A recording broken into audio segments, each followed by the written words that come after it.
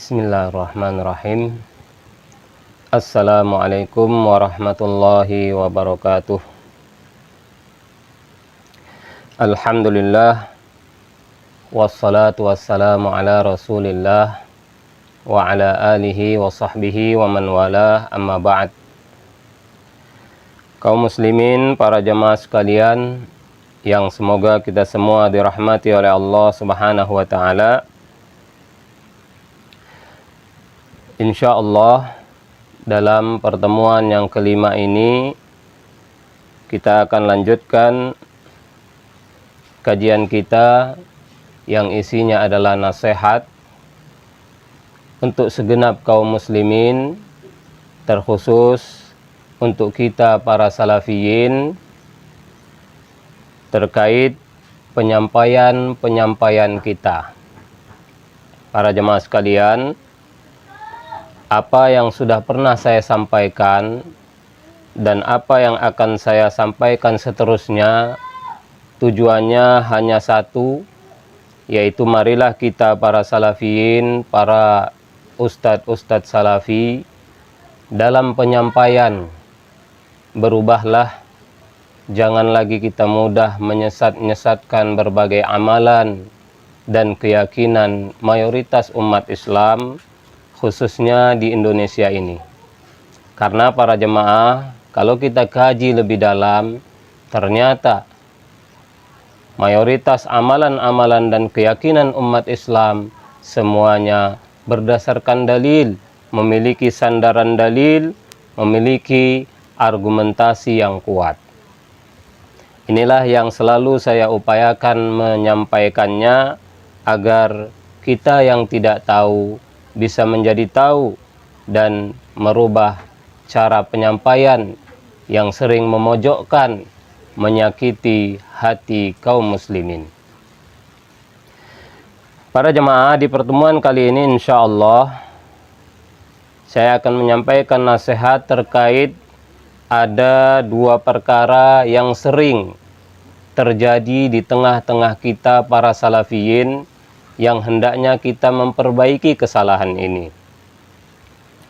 Yang pertama, kita sering menganggap seakan-akan perkara yang menyelisihi apa yang disepakati oleh ulama-ulama salafi zaman ini, zaman sekarang, kalau ada pendapat menyelisihi apa yang disepakati oleh para ulama salafi zaman ini, seakan-akan kita menganggap perkara itu bukan ijtihadiyah. Pendapat yang menyelisihi kesepakatan ulama salafi zaman ini seakan-akan dianggap sebagai penyimpangan. Para jemaah, sehingga cukup sering kita para salafiyin mentakwil berbagai ucapan para ulama salaf, bahkan menganggap mereka keliru. Ini sangat sering. Kenapa? Karena berbeda dengan apa yang disepakati oleh ulama-ulama salafi zaman sekarang.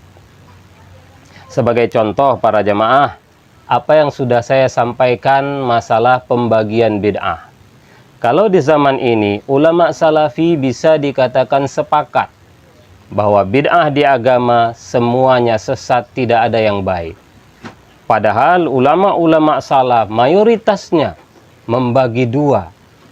Kita kemudian berusaha mentakwil. Kita katakan, oh mungkin yang dimaksud Imam Syafi'i menurut bahasa. Sebagian ustadz kita mengatakan kalaupun maksud Imam Syafi'i bid'ah di agama ada dua, itu salah.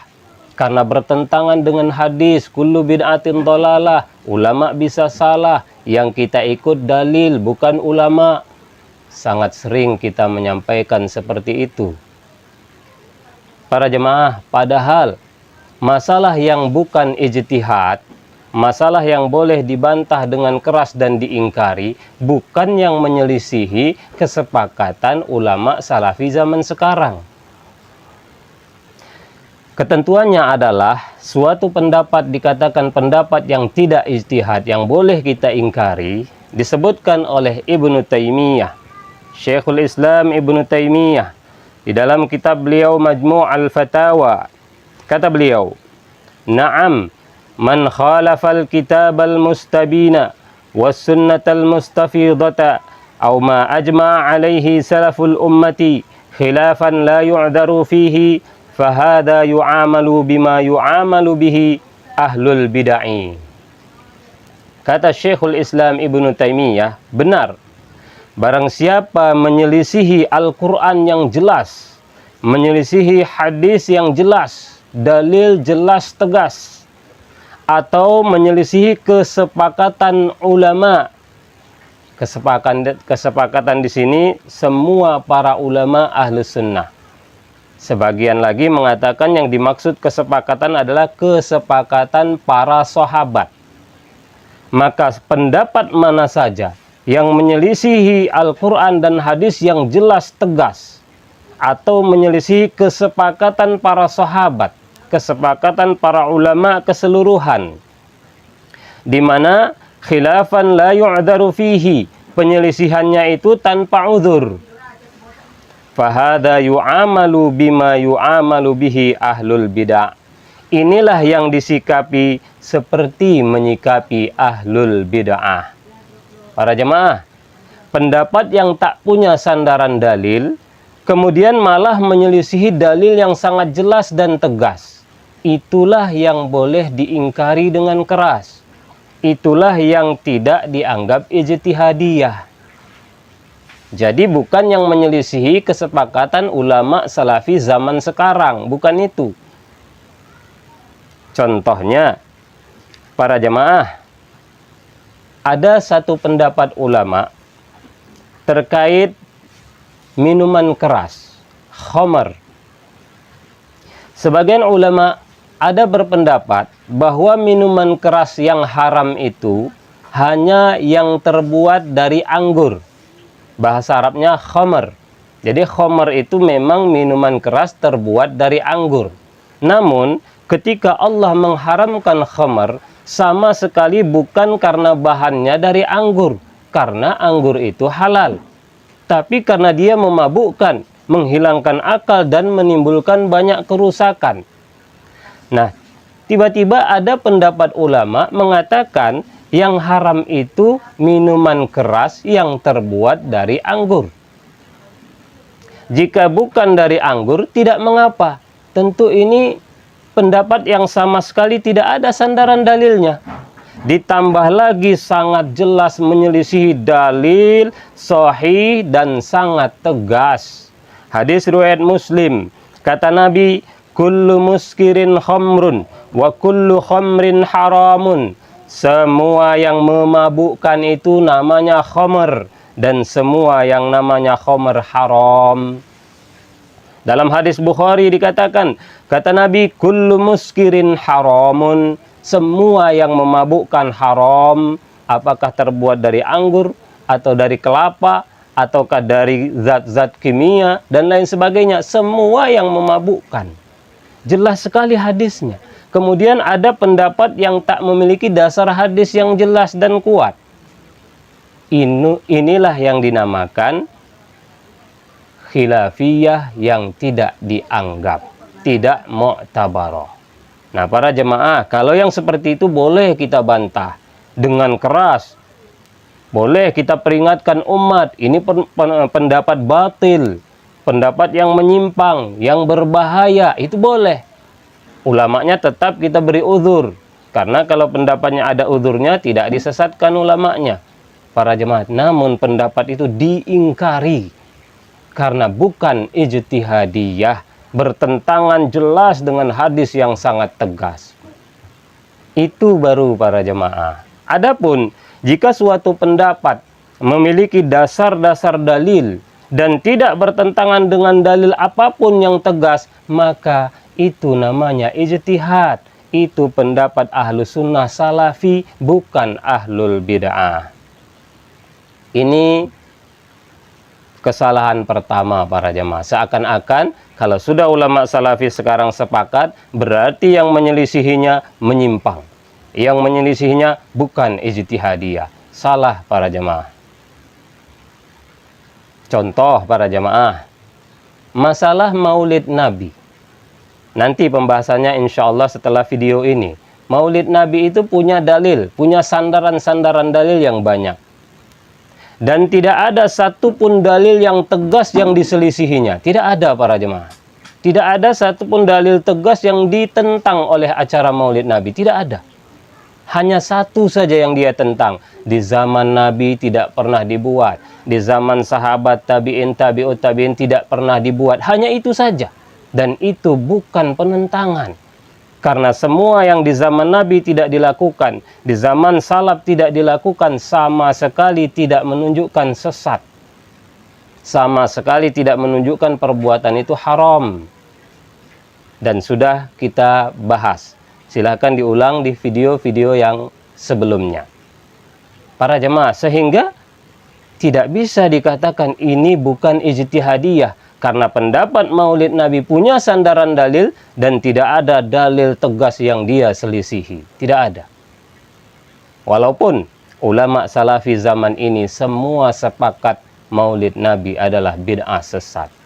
Para jemaah, maka mari kita tambah wawasan kita, apa yang dimaksud pendapat yang tidak bisa ditoleransi. Adalah pendapat yang tak punya sandaran dalil, kemudian menyelisihi dalil yang sangat jelas, sahih dan tegas. Itu yang tidak bisa dianggap. Kemudian yang kedua para jemaah, kesalahan yang banyak terjadi pada kita, kebanyakan kita para salafiyin, bahkan para ustadz salafi, saya juga sering berdiskusi dengan teman-teman saya, para ustadz salafi, sangat sering kita mengatakan dalam masalah akidah tidak ada khilafiyah. Sangat sering para jemaah. Saya berulang kali mendengar teman-teman saya ketika saya berdiskusi selalu mengatakan itu. Ini kan masalah akidah. Masalah akidah tidak ada khilafiyah. Sepakat ulama. Apakah benar seperti itu? Para jemaah, sebenarnya namanya ijtihadiyah itu di semua masalah tanpa terkecuali. Masalah fikih, masalah akidah, masalah manhaj, di semua masalah. Jika prinsipnya seperti yang lalu, berarti masalah ijtihadiyah sama-sama ahlus sunnah, sama-sama salafi, bukan ahlul bid'ah. Asy-Syaikh Al-Utsaimin rahimahullah, dalam kitab beliau Syarah Al-Aqidah As-Safariniyah, kata beliau, la yumkinu an naqula inna jami'a masailil aqidati yajibu fiha al-yaqinu li'anna min masailil aqidati ma ikhtalafa fihi al-ulama'u rahimahumullah wa ma kana mukhtalafan fihi baina ahli al-ilmi falaysa yaqiniyan li'anna al-yaqina la yumkinu nafyuhu abadan. Kata Syekh Al-Utsaimin, tidak mungkin kita katakan bahwa semua masalah akidah wajib diyakini, wajib harus disepakati. Tidak mungkin. Ini kata Syekh Al-Utsaimin. Kenapa? Karena di antara masalah-masalah akidah itu ada yang para ulama berselisih padanya. Jadi masalah akidah bukan masalah yang harus disepakati. Tergantung kaidahnya seperti tadi. Jika tak punya sandaran dalil dan menyelisihi dalil yang tegas, itu berarti keyakinan yang menyimpang. Tapi kalau punya sandaran dalil dan tidak ada dalil tegas yang dia selisihi, berarti ijtihad, salafi, ahlus sunnah.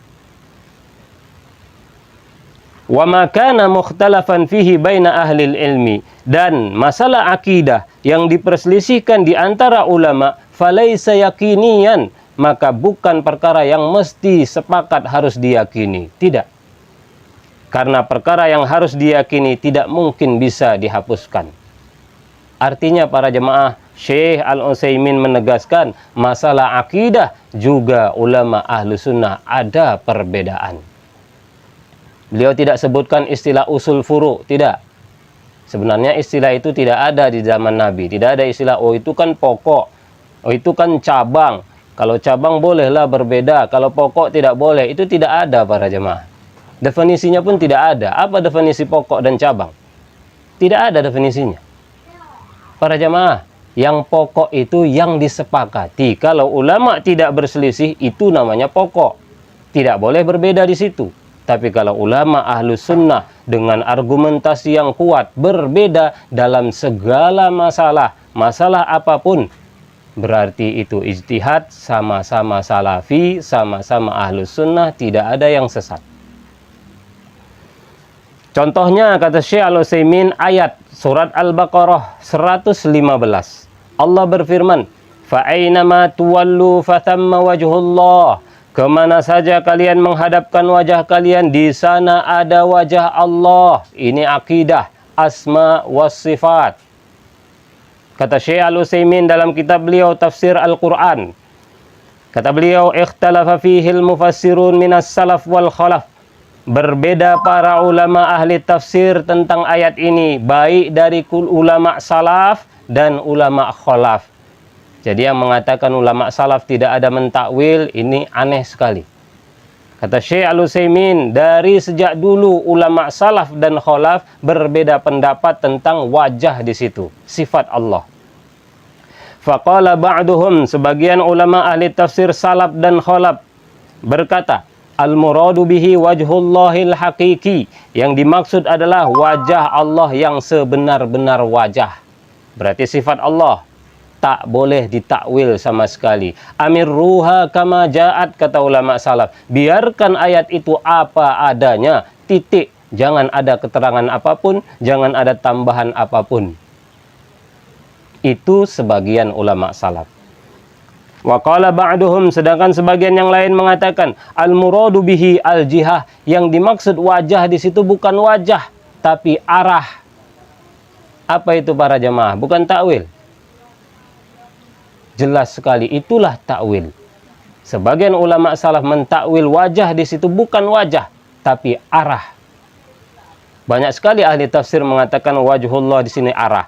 Imam Mujahid mengatakan qiblatullah, arah Allah. Bahkan sahabat Ibnu Abbas dalam tafsir Ibnu Katsir juga mengatakan qiblatullah, arah Allah, bukan wajah, arah. Dan ini takwil para jemaah. Ternyata kata Syekh Al-Utsaimin, ulama salaf dan khalaf itu ada yang mentakwil, ada yang tidak. Namun kata beliau, walakin ar-rajih annal murada bihi al-wajhul haqiqiyyu. Namun pendapat yang lebih kuat, yang dimaksud di ayat itu wajah sebenar-benar wajah.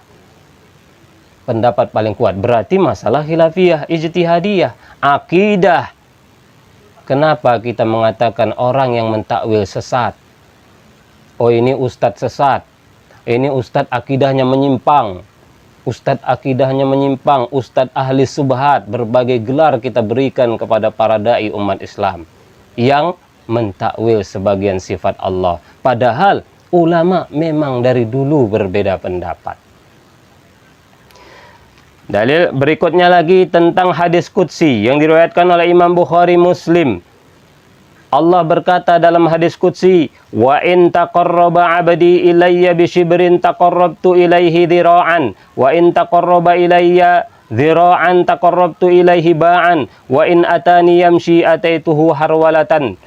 Kata Allah, jika hambaku mendekatkan diri kepadaku satu jengkal, aku mendekat kepadanya satu hasta. Jika dia mendekat kepadaku satu hasta, aku mendekat satu depa.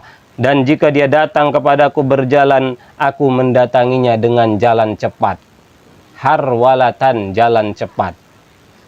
Kata Syekh Al-Utsaimin dalam Majmu' Fatawa beliau, wa hadhil harwalatu sifatun min sifati af'alihi allati yajibu alaina al-imanu biha. Sifat harwalah ini, jalan cepat ini adalah sifat dari sifat perbuatan Allah yang wajib kita imani. Wajib diimani para jemaah. Berarti nggak boleh ditakwil. Kita orang-orang salafi semua mengatakan tidak boleh mentakwil sifat Allah. Para jemaah, kita lihat. Qala al-Imam An-Nawawi dalam kitab Syarh Muslim, Imam An-Nawawi mengomentari hadis tadi, hadis qudsi. Kata beliau, hadzal haditsu min ahaditsis sifat. Hadis ini termasuk hadis-hadis tentang sifat Allah. Wa yastahilu iradatu zahirihi, mustahil yang dimaksud secara zahir, artinya Allah jalan cepat, mustahil. Bukan itu yang dimaksud. Walaupun memang itu artinya. Dan jangan bayangkan dengan makhluk, tapi bukan itu yang dimaksud. Waqad sabaqal kalamu fi ahaditsis sifat, dan telah lewat pembicaraan tentang hadis-hadis sifat marratin, berulang kali. Wa ma'nahu, maksud jalan cepat di situ adalah man taqarraba ilayya bi ta'ati taqarrabtu ilaihi bi rahmati. Barang siapa mendekat kepadaku dengan melakukan ketaatan, aku mendekat kepadanya dengan merahmatinya, memberinya taufik wal i'anati, dan menolongnya. Wa in zada zidtu, jika dia tambah kedekatannya, aku tambah kedekatanku. Jadi yang dimaksud jalan cepat harwalah di hadis tersebut, kata Imam Nawawi, adalah aku mendekat dengan rahmatku rahmati. Jadi Imam Nawawi jelas mentakwil hadis tersebut, dan Imam Nawawi ahlus sunnah, bukan ahlul bid'ah. Para jemaah, beliau bahkan di keterangan lain menegaskan ulama salaf dua dalam masalah sifat Allah. Ada yang mentakwil, ada yang mentafwid, membiarkan apa adanya. Para jemaah, berikutnya Syekh Al-Fauzan. Dalam fatwa beliau ada audio suaranya. Kata beliau, yaqulullahu azza wa jalla, man atani yamshi ataituhu harwalatan. Barang siapa datang kepadaku berjalan, aku datang kepadanya dengan harwalah. Bimakna, apa maksud harwalah? Kata Syekh Al-Fauzan, man asra'a ila ridha'i wa ta'ati asra'tu fi maghfirati dhunubihi wa qada'i hawaijihi. Maksudnya adalah, barang siapa yang datang kepadaku dengan melakukan amalan yang kuridhoi, maka dan amalan ketaatan, maka aku akan segera mengampunkan dosa-dosanya dan segera mengabulkan kebutuhan-kebutuhannya. Walaysa ma'nahul harwalah al-ma'rufa indana. Bukan maksud hadis itu harwalah yang kita kenal. Annallaha yuharwil, bahwa Allah itu jalan cepat. Tidak. Wa innama yufassiruhu akhirul hadis. Akan tetapi hadis tadi ditafsirkan oleh akhir hadis itu, yaitu kata Allah, la in sa'alani, jika dia minta kepadaku ku berikan, la in ista'adani la u'idannahu, jika dia minta perlindungan ku lindungi. Fa ma'nal harwalah, maka maksud harwalah di hadis itu, kata Syekh Al-Fauzan, al-mubadarah bi qada'i hawaiji abdih, artinya segera mengabulkan, menunaikan kebutuhan hamba. Takwil para jemaah. Syekh Fauzan bukan hanya mentakwil, beliau mengatakan itu bukan sifat Allah. Allah tidak punya sifat harwalah. Sedangkan Syekh Al-Utsaimin mengatakan itu sifat Allah yang wajib diimani. Bagaimana para jemaah? Apakah Syekh Utsaimin sesat? Atau Syekh Fauzan yang sesat? Para jemaah, tidak ada dari ulama itu yang sesat. Karena ini masalah ijtihad, perbedaan pendapat. Masing-masing punya argumentasi yang kuat. Bahkan kata Syekh Fauzan di akhir ceramah beliau, fa fi hadza raddun ala ba'dil mutasarri'in alladziina yusbituna lillahil harwalata. Di dalam keterangan ini terdapat bantahan bagi sebagian orang yang gegabah, yang tergesa-gesa, yang menetapkan Allah punya sifat harwalah. Makanya para jamaah, buka hati kita, buka pikiran kita, lapangkan dada kita. Ketika ulama keras, bukan berarti selain itu sesat. Syekh Fauzan mengatakan orang yang menetapkan Allah punya sifat harwalah itu gegabah. Apakah Syekh Al-Utsaimin gegabah? Tidak para jemaah. Sedangkan menurut Syekh Utsaimin wajib diimani. Apakah Syekh Fauzan berdosa karena tak mengimani itu? Tidak. Ini perbedaan pendapat. Dan ini akidah. Ternyata dalam masalah akidah ulama juga berbeda. Sehingga para jemaah, salahlah kita ketika mengatakan dalam masalah akidah tidak boleh berbeda, menyimpang orang yang berbeda dalam masalah akidah. Para jemaah, inilah sebagai tambahan ilmu bagi kita semua, masalah ijtihadiyah adalah masalah perbedaan di kalangan ulama ahlu sunnah di semua masalah, termasuk masalah akidah. Maka yang berbeda memiliki argumentasi, memiliki sandaran dalil, dan ada ulama-ulama ahlu sunnah yang menjadi panutan mereka. Mereka ahlu sunnah salafi, sama seperti kita, bukan ahlul bid'ah. Mudah-mudahan ini bermanfaat, menambah ilmu kita. Mari lapangkan dada. Jangan semua yang beda dengan yang disepakati ulama salafi zaman ini kita anggap sebagai kesesatan. Lihat kepada ulama-ulama salaf sebelumnya. Lihat argumentasinya. Kalau itu memiliki dalil dan argumentasi yang kuat dan berdasarkan bimbingan ulama ahlu sunnah, berarti masalah itu ijtihadiyah. Kita berlapang dada, sampaikan di umat, di ceramah kita, ini perbedaan di kalangan sama-sama ahlu sunnah dan sama-sama salafi. Allahu a'lam bisawab. Mudah-mudahan ini bermanfaat. Assalamualaikum warahmatullahi wabarakatuh.